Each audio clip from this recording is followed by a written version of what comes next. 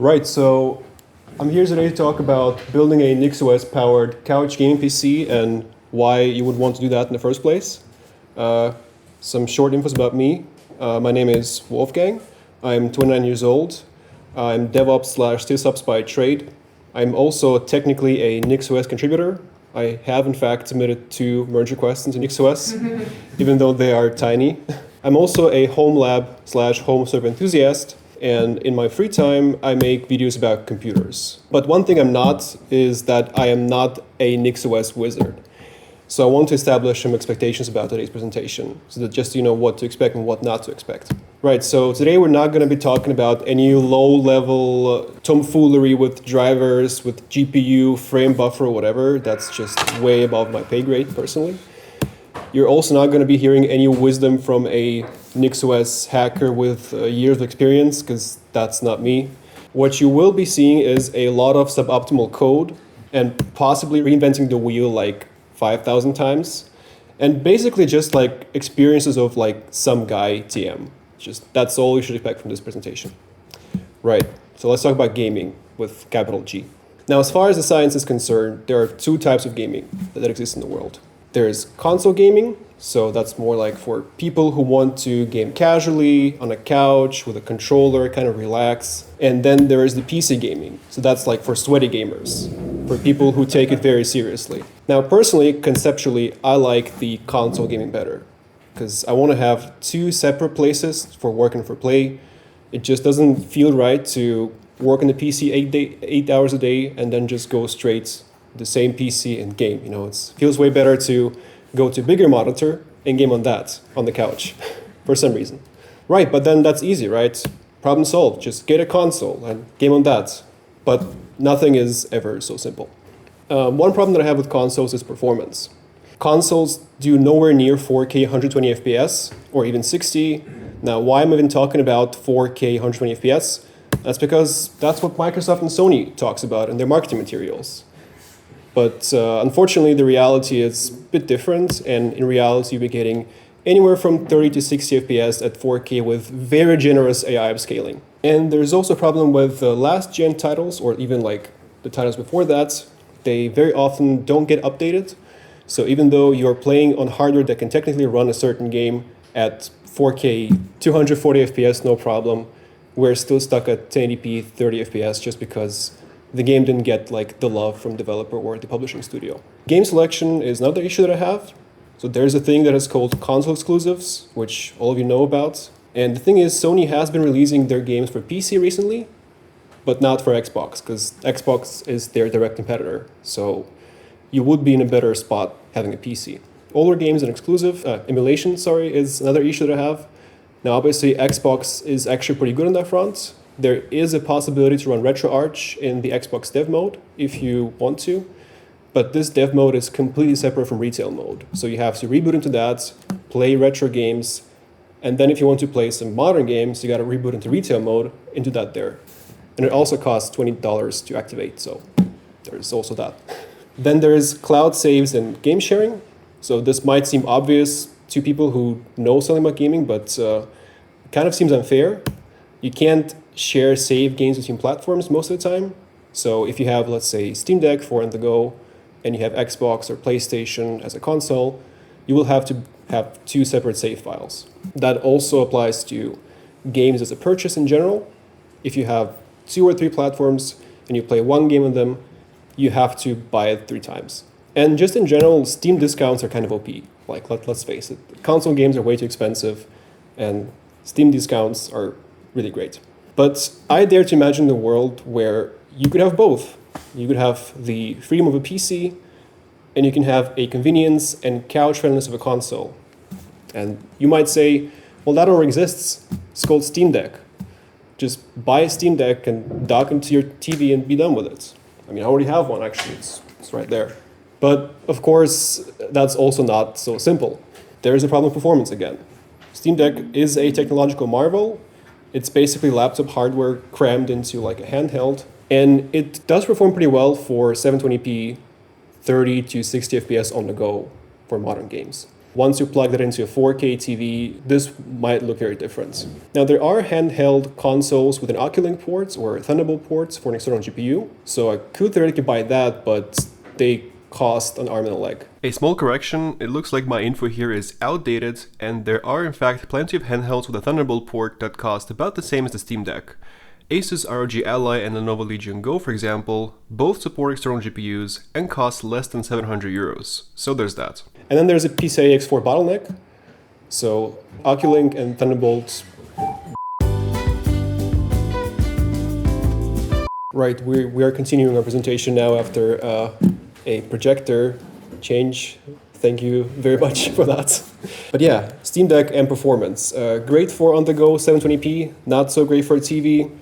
There are handheld consoles that can use external GPU, but they're expensive. And also the PCIe X4 bottleneck, because most GPUs need PCIe X16, and Thunderbolt can only provide X4. So obviously kind of a first world problem, only gonna have that with like mid to high end GPU, but still. So with that out of the way, I only had one thing that I could do, and that is build a Steam machine. Now, a short history lesson. I am in fact old enough to remember 10 years ago when Valve has tried the same thing that I'm trying right now. x86 PCs in a console form factor that would run Steam. They were announced in 2013, and they're running SteamOS 1. Not the same SteamOS that you see nowadays on Steam Deck.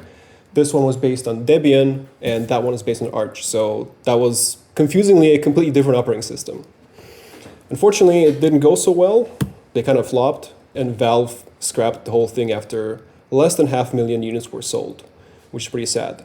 But this talk might, in fact, age very poorly because there have been some rumors about Valve releasing SteamOS to the public and maybe trying to reinvent the Steam Machines brand once again. So we'll see. So this is my very overkill Steam machine, short specs. AMD Ryzen 7 5800X3D, AMD Radeon 7900 XTX, exclusive Wolfgang-made Noctua edition, more on that later. 16 gigs of RAM, 1 terabyte SSD. All of this is in a Cooler Master NR200 case, so it's mini ATX, very compact. And it's also very expensive. This was never really meant as a console killer or like a way to replace the console, including the price. I basically wanted to throw money at it and get the best performance ever. But enough talk about hardware. Let's talk about the interesting part, and that is the software. So once you have built the PC, there's obviously the choice of the OS. Now, SteamOS 2.x, the one that is based on Arch, is not officially available yet. It can only be officially installed on the Steam Deck. And I mean, I'm not going to be installing Windows on that. Like, come on, let's be real. Now, there are various SteamOS clones. So basically, some of them work completely with the SteamOS images and kind of try to adapt that for x86 PCs. So like HoloISO or Chimera OS is also very similar. And then there is the Fedora Open Container Initiative based distro called Bazite. But a lot of them kind of end up replicating SteamOS to a fault. So also with the very rigid, very locked down approach to third-party software or maybe different kernel or things like that. And in order to get my couch gaming setup to basically 100%, I wanted to get some creature comforts of the console on the PC. And for that, we definitely do need some customization. More on that later. So what did I choose? Well, I am here and you are here, so you probably already know the answer to that. I chose NixOS. Why?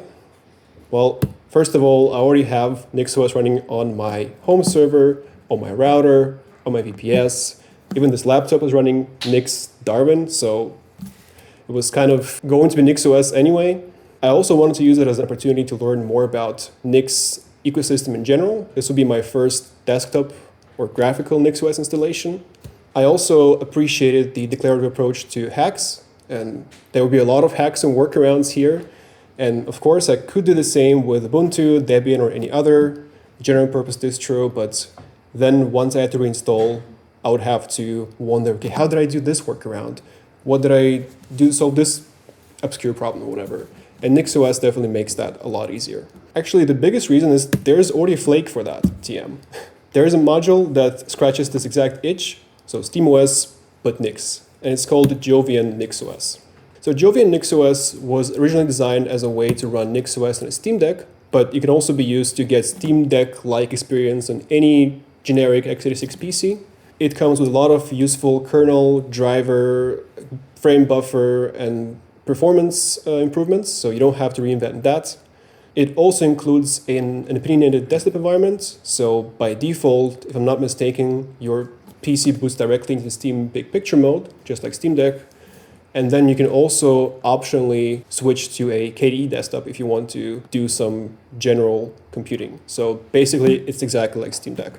So including it into my configuration was pretty easy. You just include the flake in the inputs, and there's that. Jovian NixOS supports unstable Nix packages only, so that's what I had to use on my PC. And then for the outputs, I basically just included inputs.jovian.nixos modules.default to the declaration of my computer, which is called Maya, as you can see. And then to include and to customize the configuration that comes with Jovian, I also went into my machine configuration, and I basically specified, okay, we're running an AMD GPU, and then I want the SteamOS config. So you have to enable that in order to get this Steam Deck-like experience. And honestly, this already gets you like 95% of the way there to the console experience. You have a PC, it's next to the TV, it's entirely operated with a controller, it boots into Steam Big Picture mode, and for all intents and purposes, it's a gaming console. But what about the other 5%?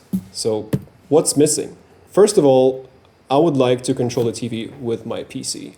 Now, if you own a console, you might know that basically once you turn on the console automatically turns on the PC, the soundbar, and whatever devices you may have connected to it. And that doesn't really exist on general PCs. And I just want to plop on the couch, press the button on the controller, and have everything turn on magically. Now, fan tuning. Now, I said earlier that I've installed Noctua fans on my GPU. The problem is the GPU doesn't know about that. It still thinks it's running those very tiny stock fans. So we will have to tune our fan curve and make sure that it's a bit quieter because we can afford a bit of quiet. Now, undervolting. In case you don't know what that is, undervolting is a process of running your CPU or GPU at the same frequencies, but at a lower voltage. So what this allows is it allows you to save a bit of power because your CPU or GPU can run at the same speed but consume less power, and also make it run colder or cooler. That's obviously very relevant in a mini ATX PC, so there's that. Then another very important thing, no RGB. Now this would be easier if I bought all the parts specifically for this PC, but it was kind of built out of like random loose parts that I have from previous builds. And one of those things was the memory, which came with LED strips that cannot be turned off apart, like from just taking a soldering iron to them and gouging them out. But they are software controlled, so we could use that. And then last but not least, out of the box, we won't be getting 4K 120Hz HDR on this computer.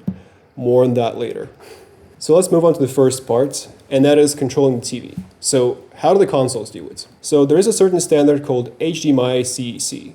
And what that does is it sends power signals, and not just power, but you can also change the channel, change the input, via the HDMI cable. Now, as far as the PCs are concerned, that's not really a thing. So it is supported on Raspberry Pis and some Intel NUC models, but most graphics cards these days do not support HDMI CEC. Now, there is a dongle from Pulse 8 that you can buy, and basically it goes in between HDMI output and input, and you can inject HDMI CEC into your signal. But it costs 45 euros, and the libcec library, so this is what Pulse 8 provides for Linux and for Windows to control HDMI devices, hasn't been updated in 2.5 years. And also the dongle has a mini USB power port, so that gives you an idea of how old the whole thing is. But there is an alternative way. My TV is LGB1, and it does actually provide a remote control API for external devices, which is terrifying. But we can use this evil thing for good, for our own good. There are many client libraries and client applications for all kinds of operating systems to take advantage of that. And I chose Alga, developed by a GitHub user Tensor, for one simple reason: it has flake.nix. So including it into my config was very trivial. Now, Alga also supports waking up the TV using Wake on LAN. That's another terrifying part, is that you can actually wake up the TV that is powered on via Wake on LAN. Also with Wi-Fi, you don't need to have it plugged into the internet. So that's amazing. But unfortunately, since my TV is separated into its own very locked down subnet for obvious reasons, that's not going to work. So we're going to be using the package called wall to wake up the TV using Waco LAN. Okay, so let's get to the meat and potatoes. How did I implement this? So there is an LGTV off script that calls Olga power off. There is the LGTV on script that basically wakes up the TV and then sets the right input. So that, if maybe I didn't use the game PC last time I used the TV, it automatically switches it to the HDMI input of the PC. So just like the consoles do it, basically. LGTV on hooks into multi-user.targets and to power management.resume commands, and then LGTV off hooks into power management.power down commands. So this covers both sleep, suspend, and power off. Pretty simple, right? Well, you already know that it's not, right? There are some caveats. Both scripts need networking. And unfortunately, the network connection is brought down on sleep and suspend before running any kind of scripts that hook into sleep and suspend targets. So it's time for the jank. You can see here my LGTV off script that calls restart network manager service and NM online before running, because we can't make sure that the networking is actually running. So we force it to run even if it was off at the point.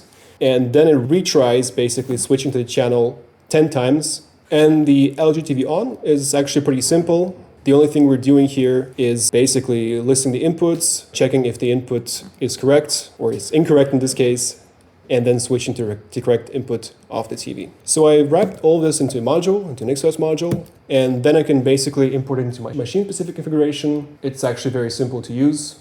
Just enable true or false, then just set the TV IP address and MAC address, and then specify which user and group the script runs as. Now, next thing on our agenda was powering on using the controller, and that turned out to be very simple.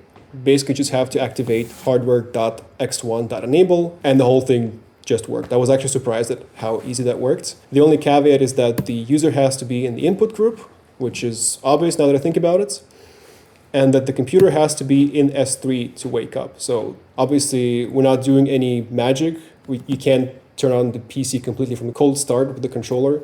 It has to be sleeping. But I found that my PC in the S3 only consumes about 1 to 2 watts, so I guess I could live with that. All right, so fan curve tuning. Now, as I already shown you a couple of times, we do have a deshrouded GPU with Noctua fans. The practice of deshrouding is actually a bit more popular than I would have thought, because it just makes sense to, if you have the room, use like proper width fans, and especially since Noctua fans are so OP, it just kind of was an obvious step to me. Now, unfortunately, unlike with the CPU, we can't control the fan speed in the BIOS of the computer, but it can be controlled in software. So for example, on Windows, you would usually use something like MSI Afterburner for that. So what about Linux?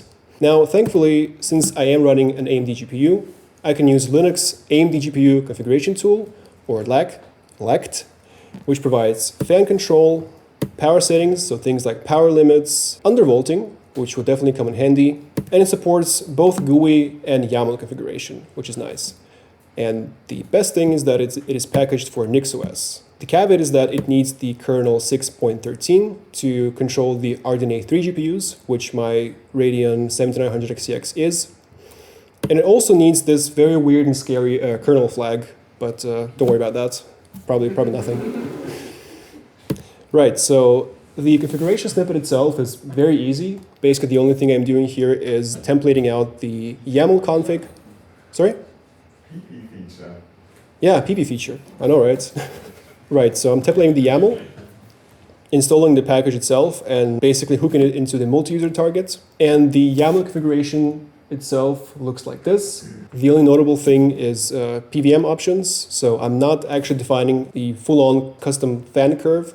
I'm just basically editing the minimum and the maximum. And I'm setting the target temperature at 80, which might seem a bit hot, but GPUs tend to run a bit hotter than the CPUs. So I'm personally okay with trading a few degrees for some peace and quiet. Then I'm also setting the power cap to 310, that is watts. And yes, this GPU draws even more in stock, and it's not even the most power-hungry GPU out there, so there's that. I'm also setting a very conservative undervolting, minus 15 millivolts, And I might play with that later, but for now, there are no crashes, and I'm pretty happy with the temperatures.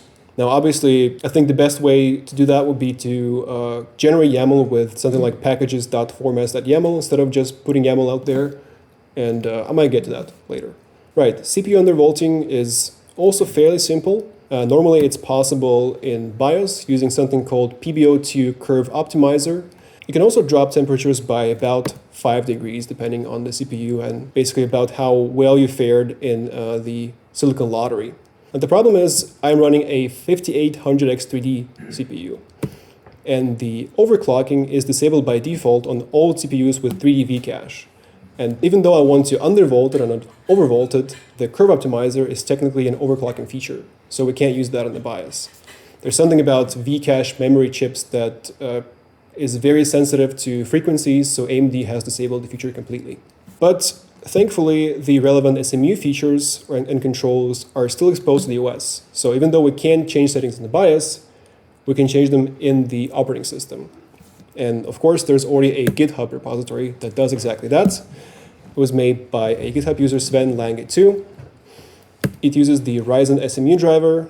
It sets voltage offset, and it's just a very simple single Python script that can be imported as a flake or in flakes, flake.nix easily, even though it's not a flake. And that's what it looks like. I'm also locking it to the hash of the current main branch for security reasons, TM. Basically, the script is templated out like so, pretty easily. And I also wrap this into a module.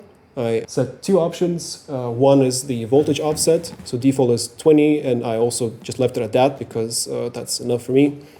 And then there's the number of cores on which the offset should be applied. So 5800X3D is an 8-core CPU, so the default is 8. And then the service looks like this, also fairly simple. And I can then import it into my specific machine configuration, like so. As you can see, I also set the undervolt to 25. It can probably handle some more aggressive undervolt, but personally, I just didn't really play with that, so I'm fine with that. Right, results. So it's kind of hard to read because there's also the FPS counter of the game itself overlaid into it. But we're doing pretty good. The GPU is at 66 degrees at 100% load. The CPU is a bit hotter, so 76 degrees at 34%, allegedly, because I know, at least from some internet research, that Cyberpunk is very, very heavy on CPU, but we'll take it. And the most important part is that it's very quiet. Quieter than a console, I guess you could say. Right, next item on the agenda, no RGB. So how do we pull that off? Well, there's already a package for that. In Nix packages, of course, it's called packages OpenRGB. And it's basically like aimed for controlling RGB devices in general. The only thing you need is the I2C dev kernel module. Now, the funniest thing is that the official example in the NixOS wiki has this exact use case in mind. So turn off RGB on everything that has RGB. If you don't believe me, here's a screenshot. And this is how I also implemented it exactly. I just stole the code, put it into my Nix configuration, and that kind of just worked.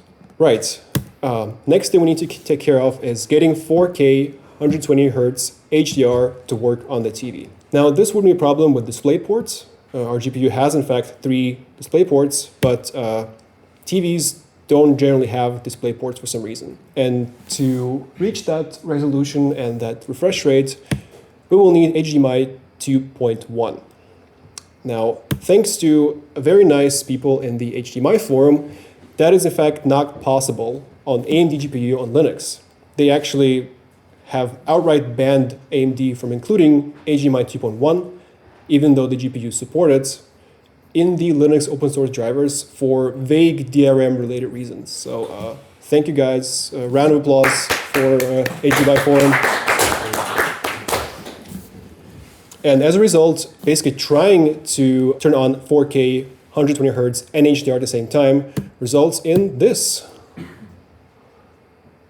So note the HDR symbol in the top right corner. That's not supposed to be there. It's only supposed to be there once you activate HDR, and then it's supposed to go away. Now, not all problems can be solved with NixOS, and that is in fact one of them.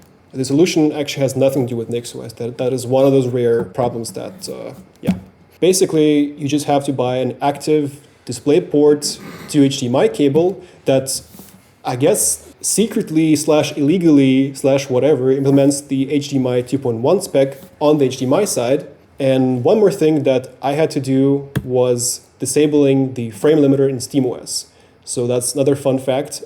If you install Jovian NixOS and enable AMD GPU support and the SteamOS configuration, you will still have all the hardware configuration options in the Steam menu. So things like power limits, FPS limits, all that kind of stuff. So that's pretty interesting. So the result at the end is pretty great, if I do say so myself. Basically smooth sailings with all the games that I've tried, apart from some games with aggressive kernel level anti-cheats. I've ran Cyberpunk, Another Crap's Treasure, Dirt Rally 2, some other games, and basically everything has just worked. It's also very quiet, apart from the coil whine, and that's unfortunately something that NixOS cannot solve also. But once you limit the FPS to 120 or 60, it actually goes away mostly. And after the initial hurdle of setting this whole thing up, it's actually pretty low maintenance. I didn't have to worry about the updates breaking my system, about Microsoft introducing new amazing feature that, I don't know, spies on me using AI or something. So that has really brought peace of mind to me. And yeah, it kind of just works and I'm very happy with it. Now, nothing is truly perfect, so I do have ideas on how to improve this whole setup in the future. First idea would be like the automatic / automagic updates using Wake on LAN. The idea is my router would wake the computer up at night, maybe without waking up the TV, do the updates, restart it, and then shut it down. So I'll see how I can implement that. I would also like to implement cleaner TV control, because the way it is right now, relying on restarting Network Manager in the middle of suspend and then retrying 10 times until it works, a bit hacky. I would also like to upstream the Ryzen undervolting service. At the same time, it is pretty niche. It only works for 3 DV cache CPUs that are on AM4, so maybe it's a bit too niche for mainstream. And yeah, I guess we'll see what comes next. At the same time, I do have to stop tinkering at some point and start playing actual games. So maybe I'll just do that for the next couple of months. That's it. Thank you for your attention. You can find my socials here, and yeah, just drop a message. Let's chat, I guess.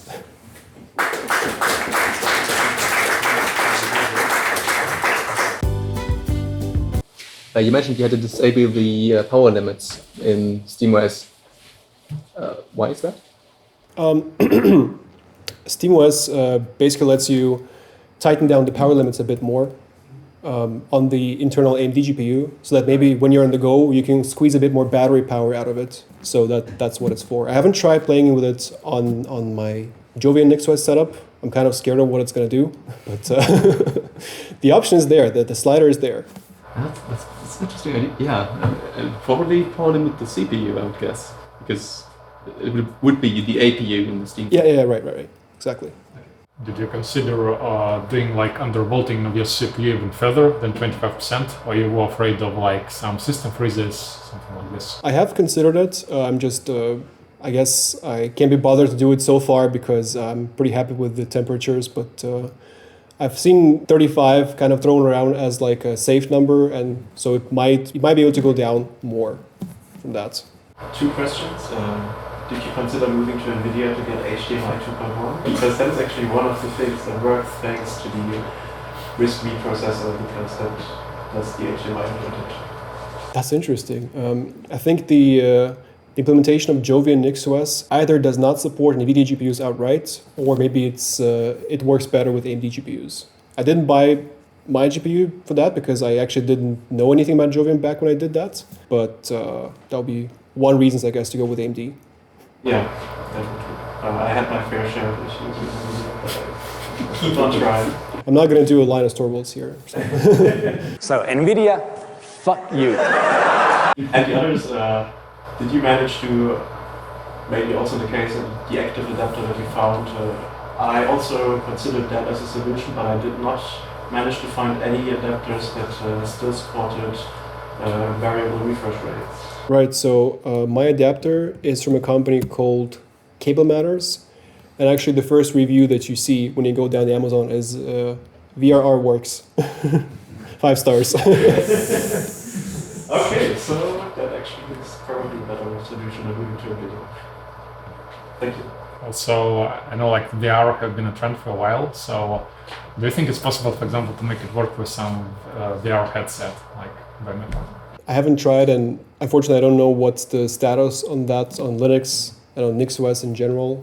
So I've no idea. The answer is yes. Oh.